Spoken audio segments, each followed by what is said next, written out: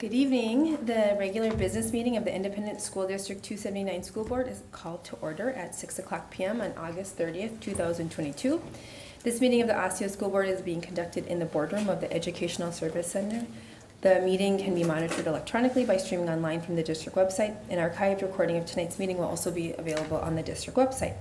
Seated in front of you this evening from my left to your right are Director Heather Douglas, Director Thomas Brooks, Director Jackie Mosqueda-Jones, myself, Kelsey Dawson-Walton, Director Tanya Simons, and Director Tamara Grady.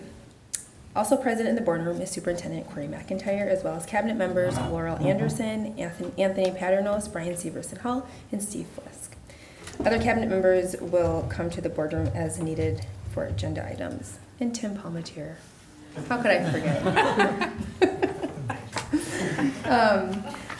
Our student representatives for the 2022-2023 school year will join us starting with our September meeting. So those of you who can, please stand for the Pledge of Allegiance. Director Mosqueda-Jones, will you please lead us? Yes. I pledge allegiance to the flag of the United States of America and to the republic for which it stands, one nation, under God, indivisible, with liberty and justice for all. Board members, are there any additions to the agenda? Is there a motion to accept the agenda as printed? So moved. Is there a second? Second. Okay, motion by Director Douglas, seconded by Director Brooks to accept the agenda as printed. Any discussion? All in favor say aye. Aye. All opposed nay. All right, motion passes 6-0. So our next standing agenda item that we recently added is recognitions, and tonight we do not have any recognitions this evening. Our next agenda item is audience opportunity to address the school board, and I'm going to review a few guidelines for those who are here. We have one person here to speak before the board. So during audience opportunity to address the school board, I will call on each speaker. We have one tonight who submitted a speaker card. We ask that speakers keep their comments to 3 minutes. The board does not take action or discuss matters during this portion of the meeting. Speakers may be referred to superintendent or staff if follow-up is necessary. The complete guidelines for public participation are provided on the meeting materials table and on the school board section of the district website. When I call your name, you can please come to the microphone and state your name, your topic, and whether or not you are a district resident. So tonight we have Marianne Holmquist. Yep, that's you. You have to love that. Okay. Yes, I am Marion. I'm a resident of Maple Grove. I'm a 92-year-old great-grandma of 2 innocent little girls. One is 3.5 and one is 7 months.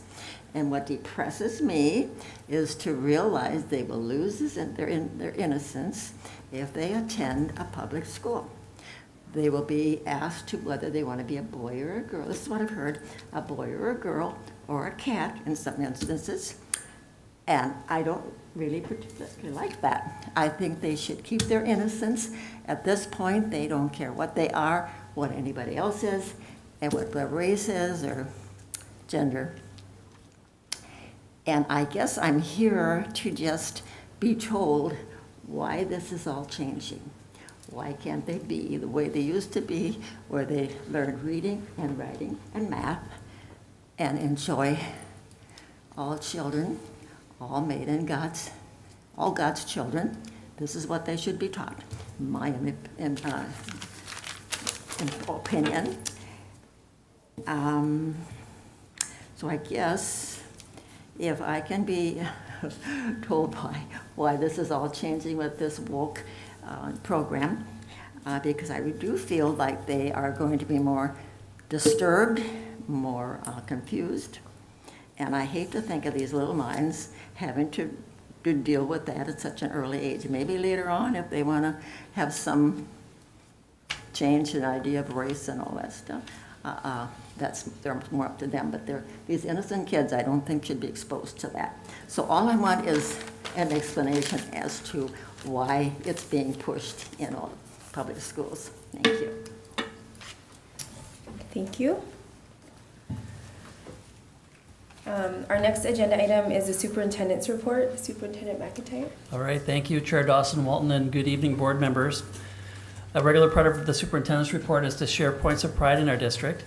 by sharing points of pride, we're taking time to recognize and celebrate students, staff, and community members who are contributing to the accomplishment of our mission, which is to inspire and prepare each and every scholar with the confidence, courage, and competence to achieve their dreams, contribute to community, and engage in a lifetime of learning. So tonight I've asked members of our district cabinet to assist in sharing some of these examples over the last few weeks as we wrap up summer and begin to move into the school year next week.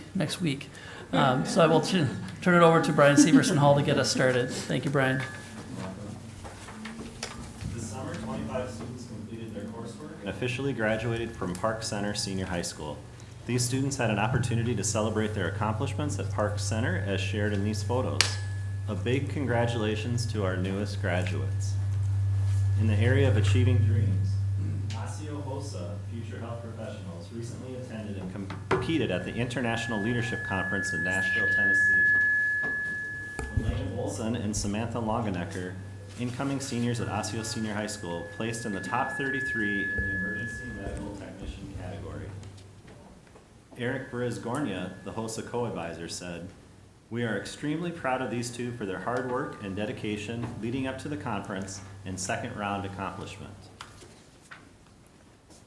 Maple Grove Senior High seniors Seth DeRusha, Timur Usanov, and Andrew Lundhati attended the National Speech and Debate Tournament in June. DeRusha attended both the speech and debate portions, a very rare accomplishment. DeRusha and Lahadny earned merits of superior distinction, and Usanov earned a merit of distinction. Congratulations to the Osseo Area Schools synchronized swimming team for a great showing at their state tournament. The team placed 8th overall, with many of the swimmers placing in the top 10 of their categories.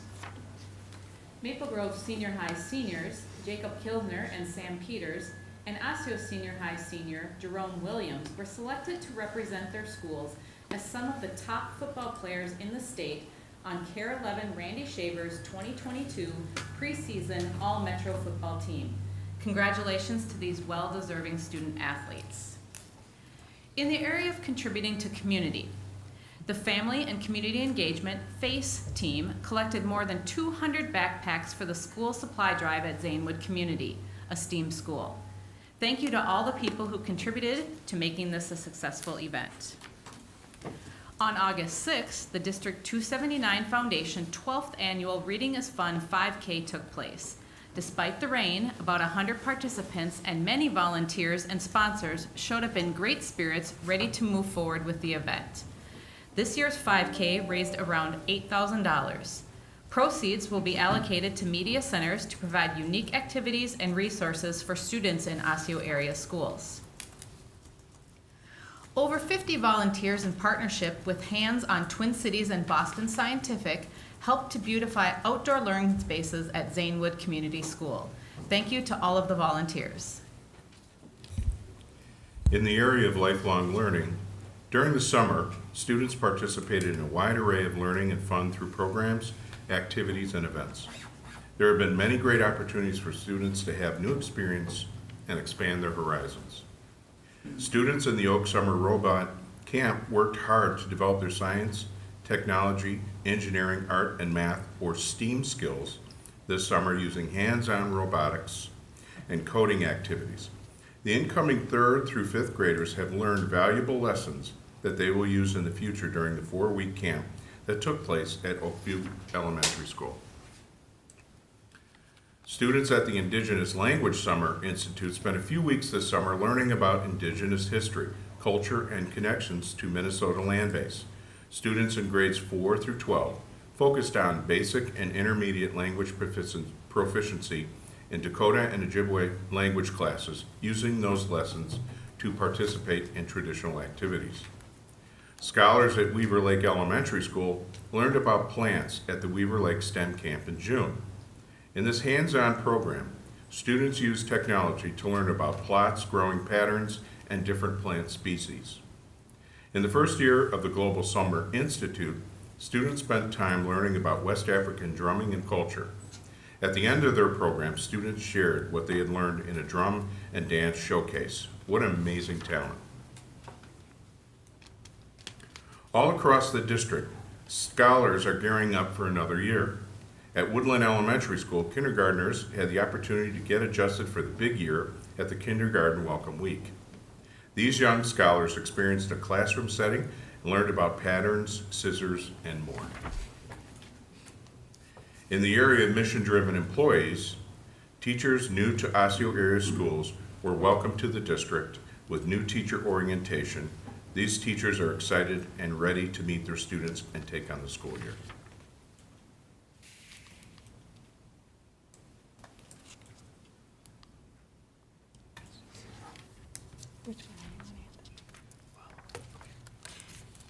More than, we got it right? Okay.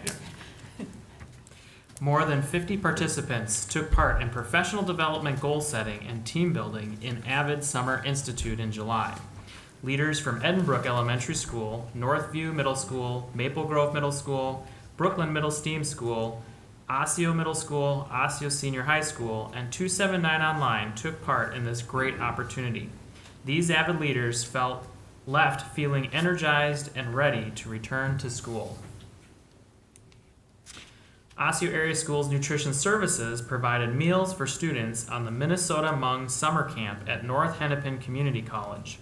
This program included 275 students representing 99 schools across the metro area, with over 80 of the students from Osseo area schools. The program participants were provided breakfast and lunch each day of this camp. Brenda Broughton from Nutrition Services said, "With these types of camps, we get to be with kids we wouldn't normally get to be with. I wouldn't normally know that this existed. It is great to be able to keep feeding kids all year round, and for them to be able to celebrate their culture and history is really fun to see."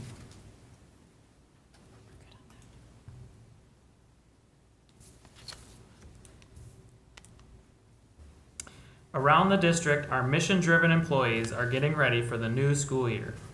Team leads from 279 Online set the stage for their professional development by connecting to the new strategic plan. This dedicated team is committed to communicating their daily impact and working effectively as a team. We know all of our staff can't wait to have their students back in school.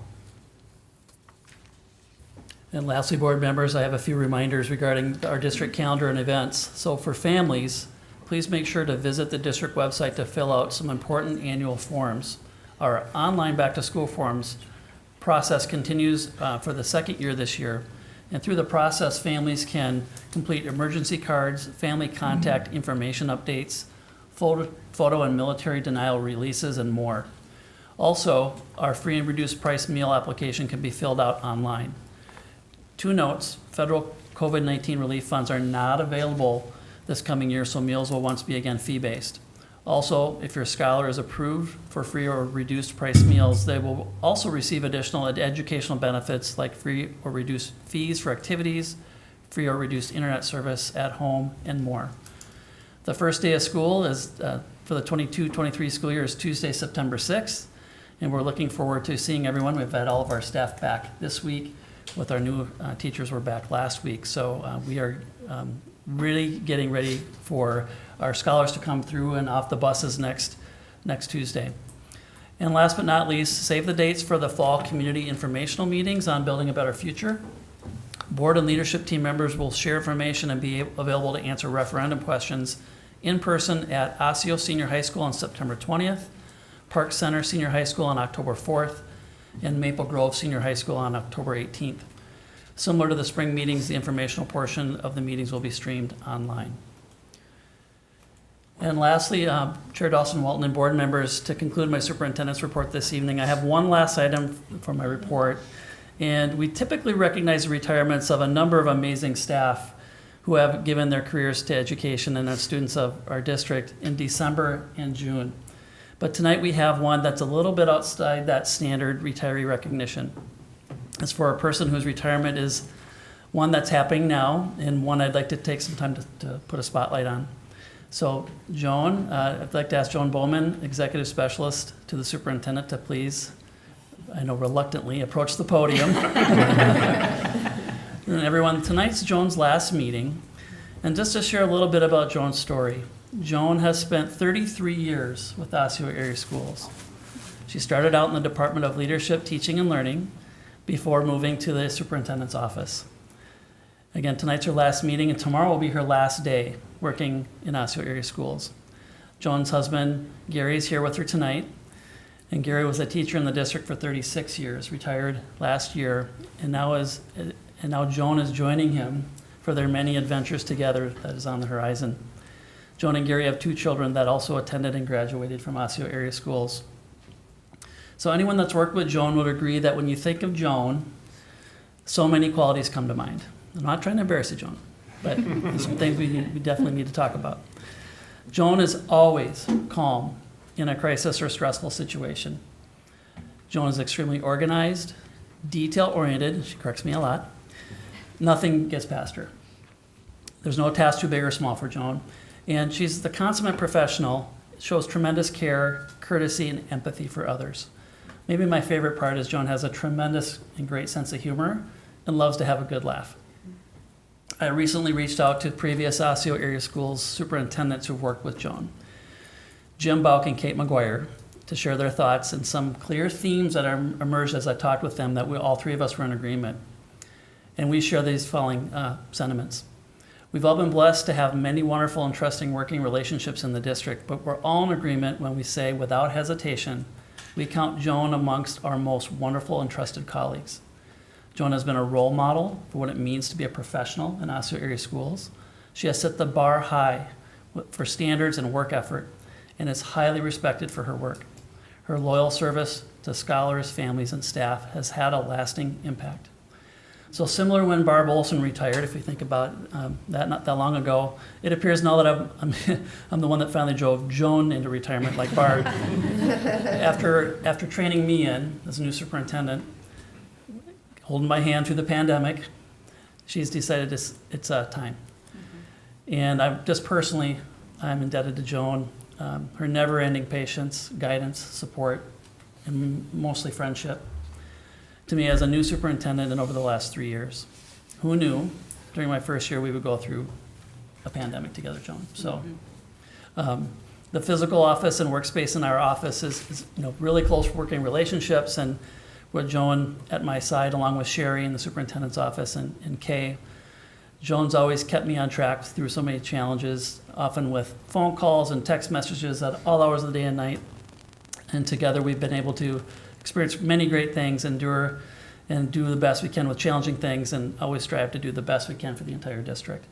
So along with Sherry and Kay in my office, I know our cabinet as well and many others, we want to express how much we'll miss you, how much we appreciate you, how much you deserve and you have earned your upcoming retirement. And please accept the flowers I know Sherry just brought up to you. Again, board members, no district funds were used for that. And please accept our sincere thank you and congratulations.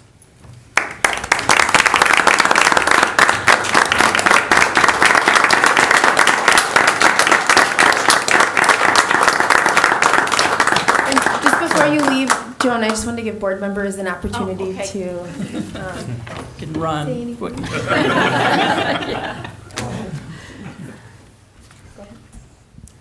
Okay, I'll start. So Joan, I just wanted to say thank you so much for your years of service and the time and effort you put in. Like Corey said, I mean, you really make it all happen when it comes to, especially the scheduling. Like without those constant, hey, you need to accept this invitation and all of those things, keeping us on track and,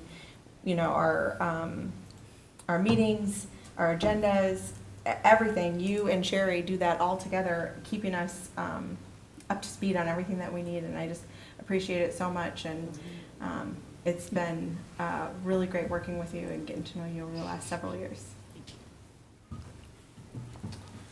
Outside of being on top of everything, I think the one thing that sticks out to me the most is, like the superintendent said, just how calm you are always. And that's such a nice thing to have coming from the superintendent's office, especially in the middle of a pandemic. So, after 33 years, you've definitely earned this time, and definitely hope that you enjoy it and make the best of it. Thank you so much for all of your service. Joan, what can I say? As an educator and a school board member, it is important to me that our employees and teachers and staff build relationships with people, and you're an expert at that. You're probably one of the best I've seen. You're such a good role model for all of us. There have been many times during my few years here on the board that I needed something right away, and you never hesitated to. I can't tell you how many COVID tests she ran out to my car this year. I really appreciate it. And you're an amazing, beautiful human being, and we will miss you. I just echo the statements of my colleagues, and thank you so much for everything that you've done. And just every single time I've come over to talk to Corey, you're just such a warm and inviting and gracious spirit. I just feel when we walk into Corey's area, just that spirit that you bring. And I've so appreciated all of your helpfulness and your willingness to help me with the things that I need, and just appreciate you, and it's been a joy to be able to work with you. Good luck. Just want to say thank you, Joan, for all of these years of service, and thinking about how important that legacy is, that you dedicated your time to public schools, and that your level of competence and support will really last in our system. So thank you. Thank you.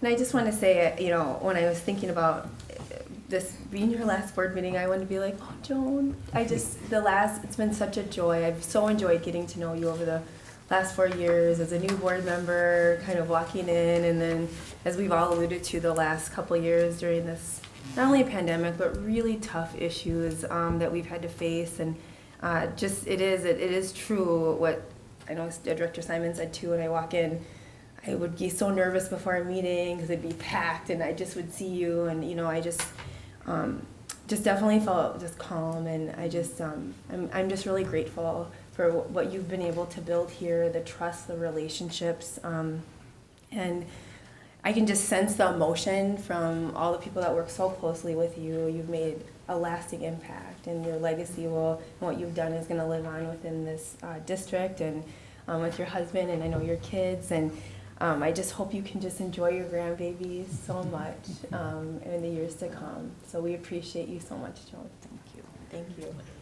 Can I just say a couple words? Yeah. Okay. Do I have to move this? I don't know. A little closer. I don't want to say too much, but I just want to thank you for all your kind words. I really, truly appreciate it. It's been a wonderful experience working here. I wouldn't have wanted to spend it anywhere else, and I think you guys are headed for great things, and I've enjoyed getting to know all of you board members. When I moved into my new role 7 years ago, kind of gave me some new things to learn, and I loved this part of it, getting to meet the board and work with the board. It's been one of the really best things about the job.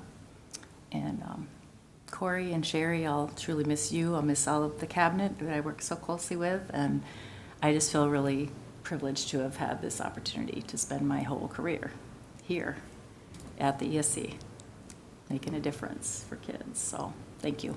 Thank you for the flowers too. Thank you.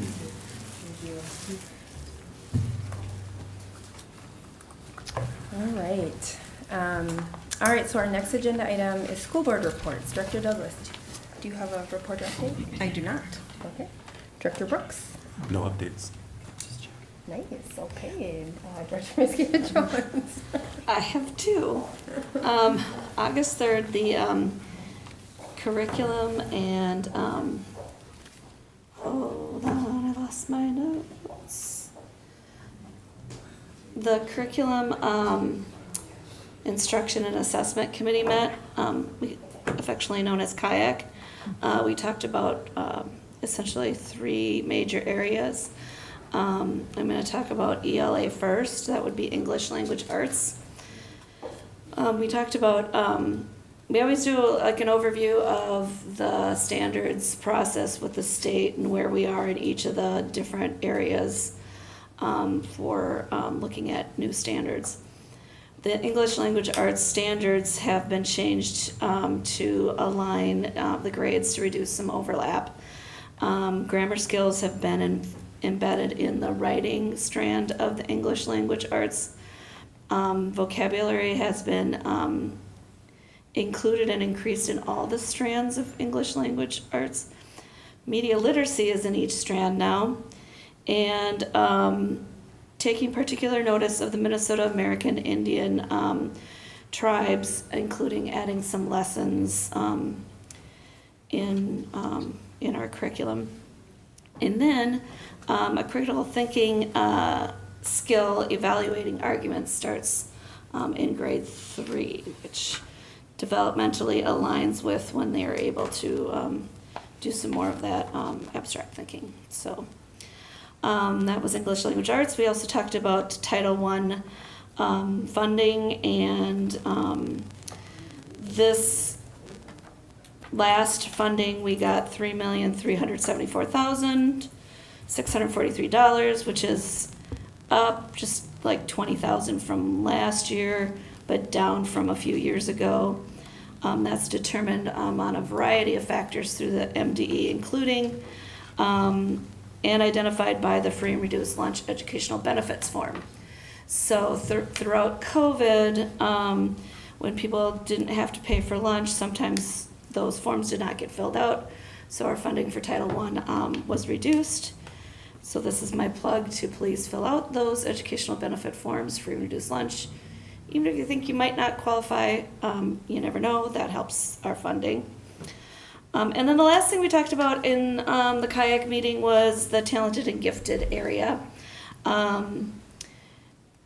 We're changing the talented and gifted area with aligning with our literacy and math to be more of an opt-in by student choice rather than identifying by certain skills that they can do or standardized tests. Again, teachers will encourage kids to try things, and so there'll be more of like we were talking about, like for English language arts in an elementary school, let's say there's, or for math, there's like excursions that they go on, or little paths that little, problem solving things that they talk about. And then there'll be one there'll be ones that you can solve just in that time period, but then there are ones that would take multiple days to solve, and a student can opt in to try to do that. And so our interventionists are going to be reconfigured to fit that, and I'm really excited to see how this actually plays out. So that is in an effort to make sure that we're more equitable in our talented and gifted area. My other report is District 287 had its first regular meeting with Marcy Dowd, the new superintendent, last Thursday. She gave a report on her first 2 months, spent a lot of time listening and visiting around the district. The two takeaways from that were that we need to work on communication, which I think comes up in every organization all the time, and then that we want to prioritize mental health still. Some goals that 287 has is to reduce the critical incidents by 10%, and by critical incidents that would be a situation where someone would have to come in and help a student regulate. And then for the BIPOC population, Black, Indigenous, people of color population students, by 12%, because the goal is to close that gap. So there's targeted percentages for overall, and then a stronger percentage for our BIPOC students so that we can truly close that gap. The other goal like that is to increase reading ability and reduce that gap, so we have a 5% and 8%. And then they're working on preparing leaders, much like in ASIO, with Leaders Retreat and different initiatives there. There's been a little bit of reorganization, and so there's a person on more of the cabinet level for mental health and school and improvement. Tanya Allen got a promotion to do that. Let's see. There's 45 new staff. And then we talked a little bit about some safety measures. They're very similar to the ones that if you went to the meeting the other day in Osseo that we have. In Osseo, they have the Raptor system. Relationships are important, all the different cameras and everything. But what's new is a new weapons detection system where you don't have to go through individually to target any one person. But they're like, if you've gone to the any events in big places where you just groups walk through. There are 4,100 students that went to summer school in 287, and there was a lot of community-based experiential programs in there. So that's my 2 reports. Wow, that's awesome, Jeff. Yeah, thank you. Some exciting stuff there happening. Could I ask a question on the TAG program? So that was not something that the board reviewed or approved, but it was something that that change was made through the kayak committee or through the Through district? curriculum and instruction. Okay. Well, that wouldn't be a board action item. That's just a matter of how we roll out the plan, and I can follow up with more information for board members. If Okay. you'd like, reach out to me individually, or I can include it in the weekly update. So they're in the board briefings in the kayak folder as well. That briefing is a little brief about the TAG, sure. so you might want a little Yeah, more I can detail. follow up with more details. I think that's that's an amazing opportunity for our So scholars. I'll follow up with more for the board Yeah, members. that'd be great. Okay, thanks. Dr. Simons. Yes, so the Brooklyn Bridge Alliance for Youth Board of Directors met at our quarterly meeting.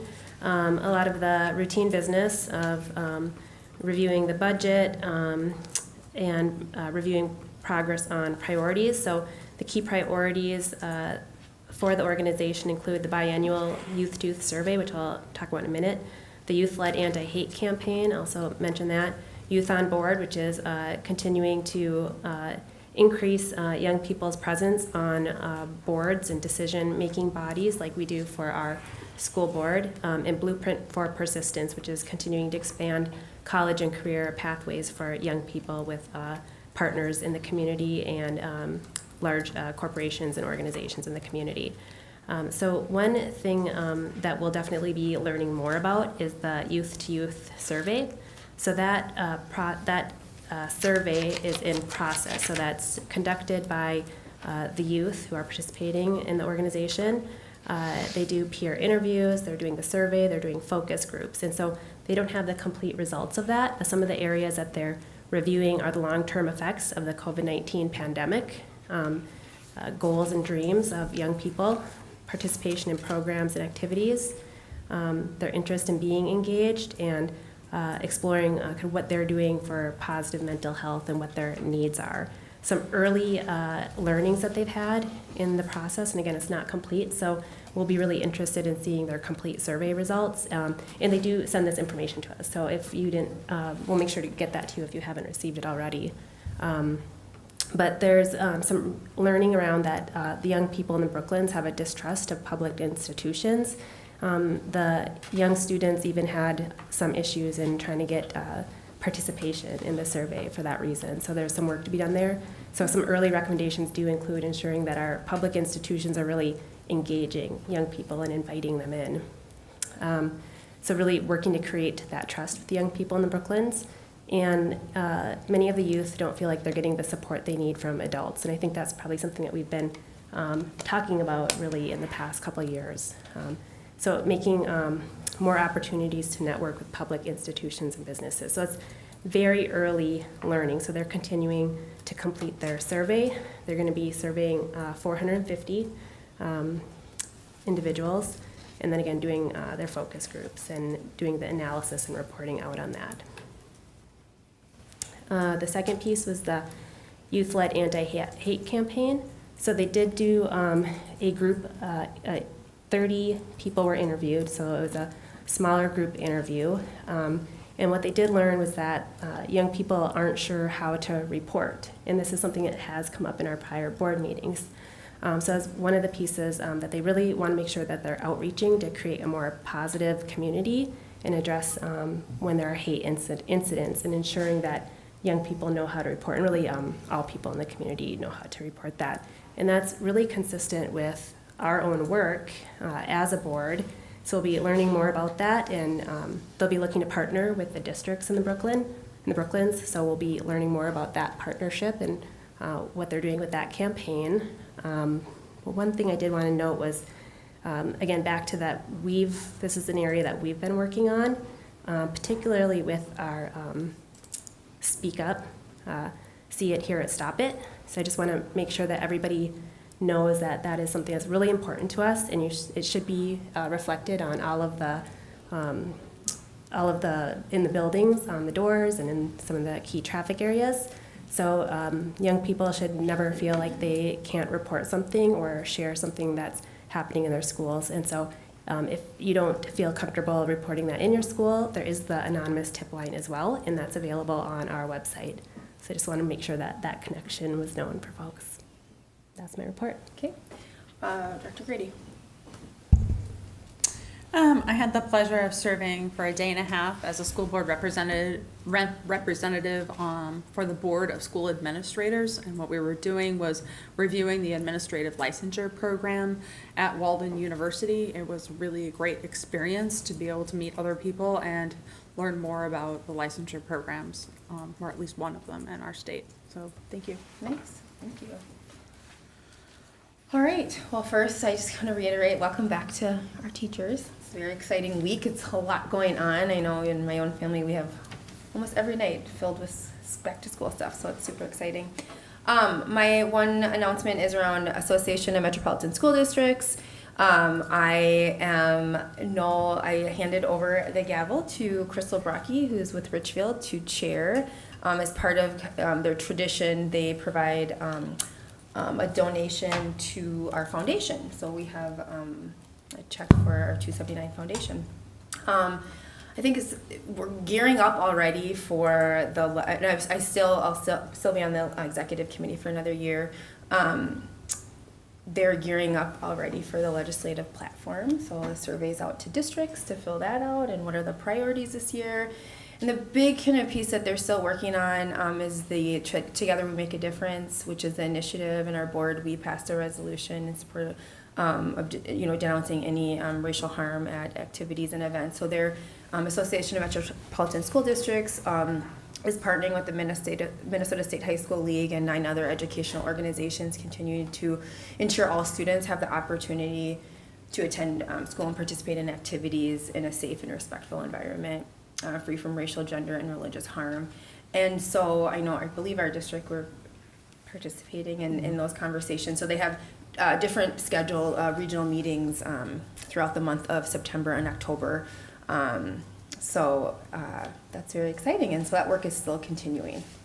Yeah, we have scholars from all 3 high schools attending the the St. Louis Park event on September 21st. That'll be great. Yes, so that is continuing to go, and that's all I have today. So our next agenda item is the consent agenda. Board members, are there any items you would like to remove for separate consideration? Is there a motion to approve the consent agenda as printed? So moved. Is there a second? Second. All right, motion by Director Douglas, seconded by Director Mosqueda Jones to approve the consent agenda. Any discussion? All in favor, aye? Aye. All opposed, nay? All right, motion passes 6-0. There you are. The first action item this evening is a recommendation to approve a resolution relating to general obligation, facilities maintenance, and refunding bonds. Information will be shared by John Morstad, Executive Director of Finance and Operations, and Shelby McQuay of Ellers. Thank you, Chair Dawson Walton, Superintendent McIntyre, and board members. So yes, it was a good day today. We sold some bonds, and I will actually just welcome up Shelby McQuay, the Senior Municipal Advisor and Managing Director of Ellers, who will share our results. Thank you, Madam Chair, members, Superintendent McIntyre. Thanks for having me tonight. It always is so much fun to get these results, especially for a district who is highly rated and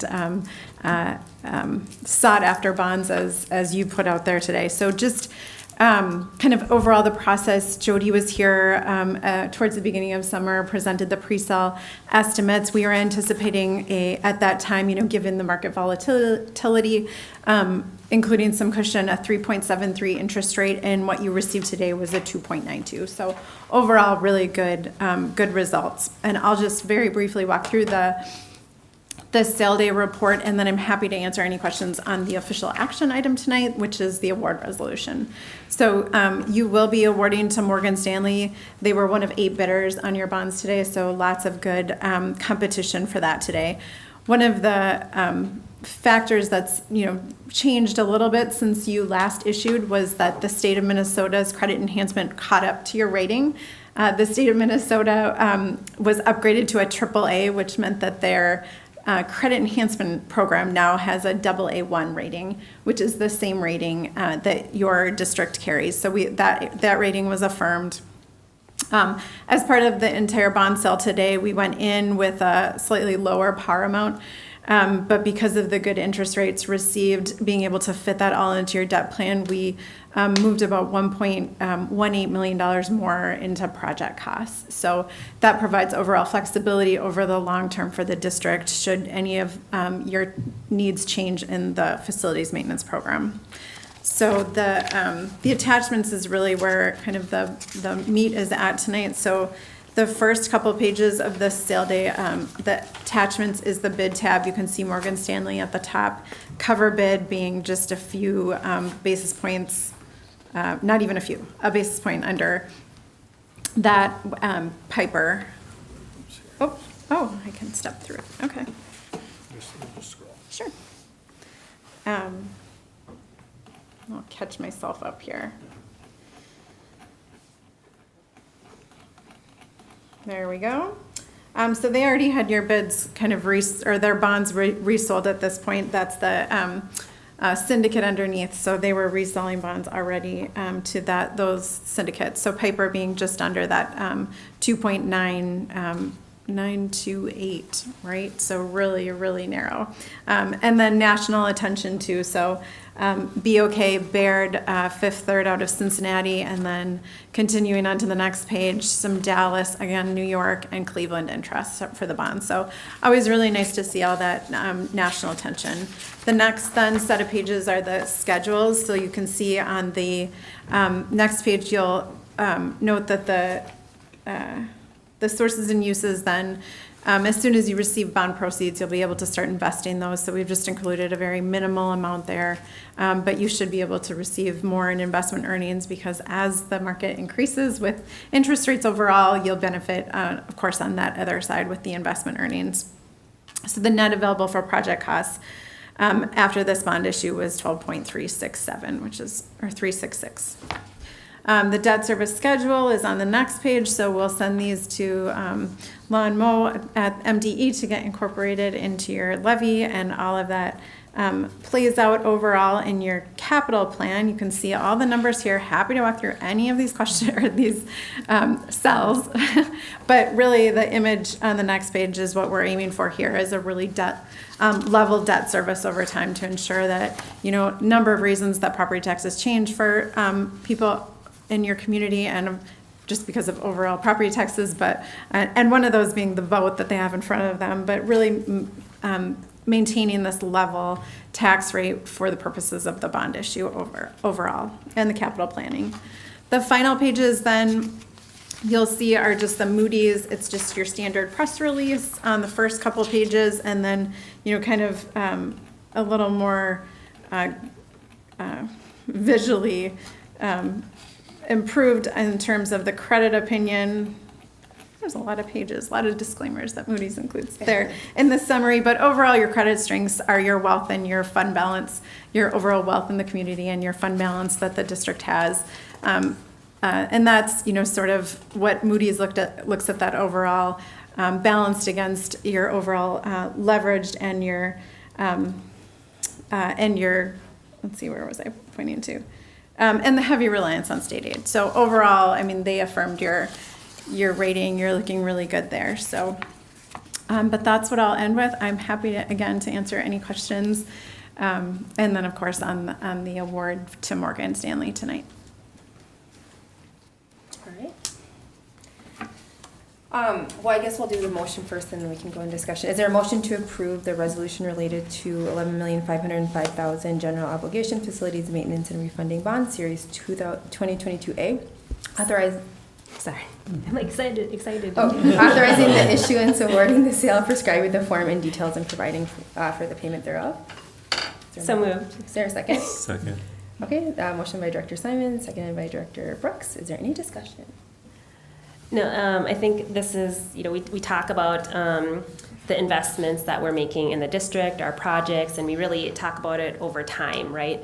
And so this is really the execution of everything we've discussed in prior meetings with this bond issuance. And really, to me, it's important that those watching who may not be as familiar with the process really look at that bar chart with what our overall plan is, that we want to keep a very thoughtful interest or a thoughtful tax rate with the right level of continued investment. And that's really what our long-term plans are all about, is ensuring that we're making those investments in our schools and in our facilities. And it's always a fantastic process that I enjoy seeing.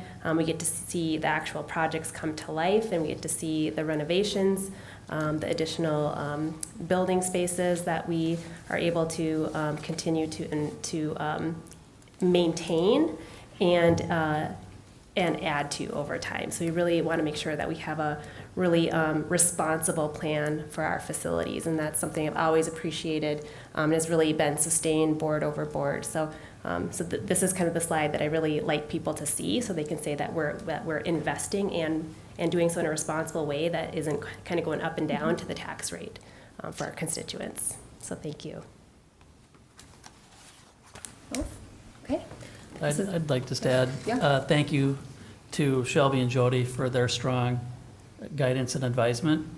And, again, over time, provides us to continue to be in a strong financial position that affects our credit rating, and then again, continues to grow some capacity in addressing our facility needs. So thank you for your support and working with our team.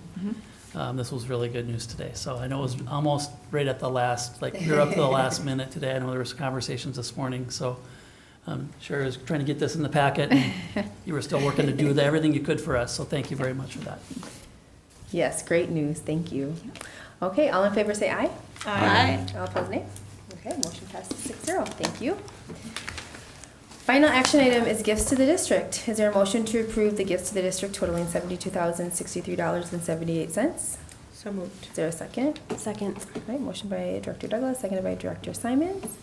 Any discussion? We always say thank you. Anybody? Thank you. Okay, thank you so much. All right, all in favor say aye. Aye. All opposed, nay. Motion passes 6-0. All right, next on the agenda is informational items. General Counsel Tim Palmetier will share the information on the first reading of 2 policies. Thank you, Chair Dawson-Walton, school board members, Superintendent McIntyre. I feel very lonely when my cabinet mates desert me here. Scooch on down. Yeah, I know. I should get a little closer. There are 2 policies on the agenda for first reading tonight. Policies 516, student medication, and policy 519, interview of students by outside agencies. First of all, revisions to policy 516, student medication. This policy was last revised in May of 2003. Since this policy's last revision, there have been a number of statutory changes that address medication management in schools. The substantive revisions to this policy address student possession and use of medications at school and broader requirements related to the safeguards and management of medications. The revised policy essentially directs compliance with and incorporates by reference newly proposed procedures related to medication management that I worked on with our district level nurse here, Melissa Senes. The new procedures under policy 516 have been modified to comply with current Minnesota statute and Minnesota Department of Health guidelines. Basically, the procedures are really incorporating these elements.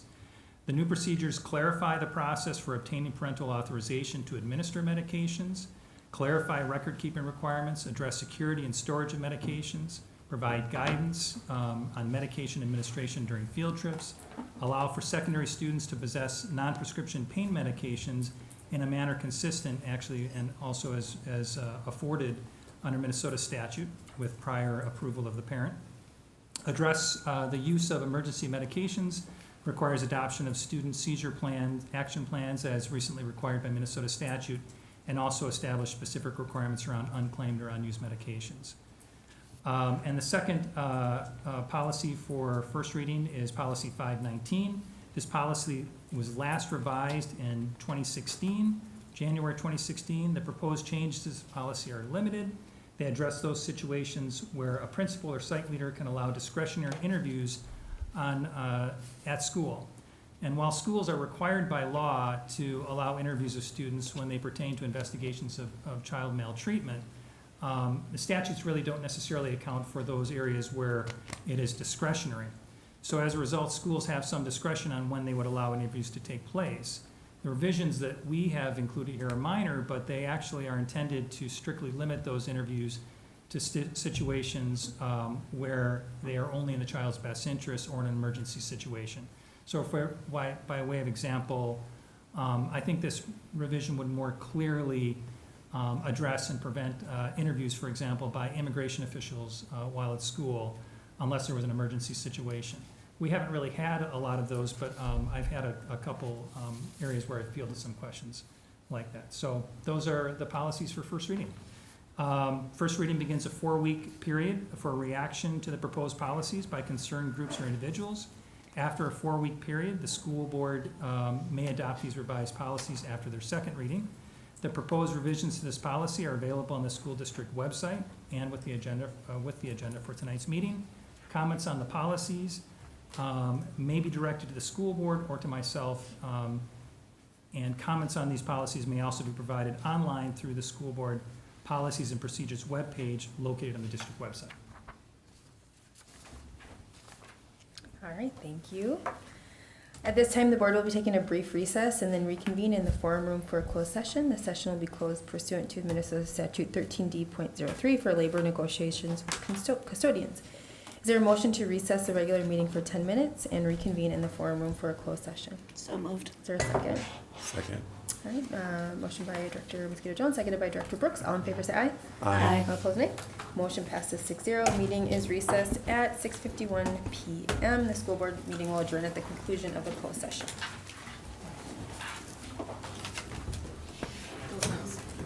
What? So go, Kelsey.